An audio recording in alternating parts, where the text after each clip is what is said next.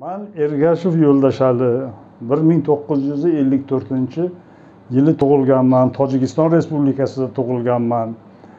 O'zi bizning dadalarimiz 30-yillari vodiydan, Farg'onadan Tojikistonga borib, Vaqsh vodiysidagi haligi bekor yotgan yerlarni o'zlashtirish uchun borgan insonlardan bo'lishadi. Dadamiz mana bizni katta qilib olamdan o'tib ketganlar, o'sha dadamizdan qolgan farzandmiz.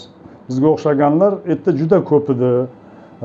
O'sha yerda unib o'sib katta bo'lib o'qidim, maktabni bitirdim, armiyalarni bitirdim, o'qishni bitirdim. Men Qo'rg'ontepa shahrida yashab, musiqa maktabida dars berdim, 12-13 yil dars berdim. Teatrda ham ishlar edim, o'sha musiqiy massakaviy teatrda ishladim. 99-yilgacha ishladim. 92-yili Tojikistonda fuqarolar urushi bo'ldi, janjal bo'ldi, ozgina millatchilik bo'ldi, oppozitsiya paydo bo'ldi. Urush janjal bo'lgan, xalq qochdi. Har biri O'zbekistonga qochdi. Tojiklar ham bir-biri bilan urushgandan keyin qanchadir foizi Afg'onistonlarga qochib ketdi. Tugadi. Nima bo'ldi-yu? 7 yil davomida insonni dunyoqarashi, psixologiyasi buzildi. Boshqacha bo'ldi. Oldingi dunyoqarash, oldingi psixologiya Soyuz paytidagi u hozir yo'q. U yo'q bo'ldi-da. Birdaniga yo'q bo'ldi.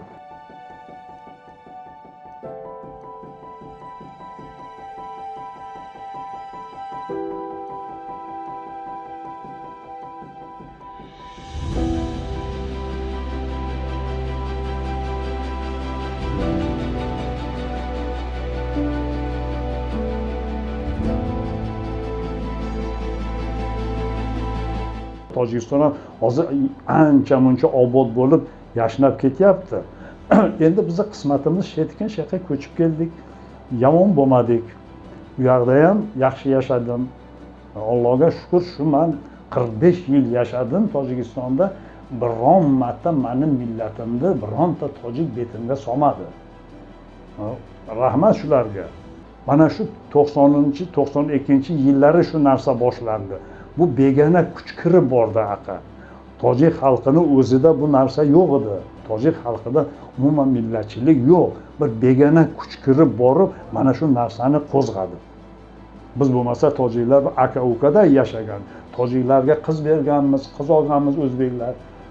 O'zbek bilan tojik qudachilik, miyilchilik qarindosh ham bo'lib ketgan. Lekin qanaqadir bir kuch kirib keldi. Mana shu yerda xalq ichida fuqarolar urushi boshlandi.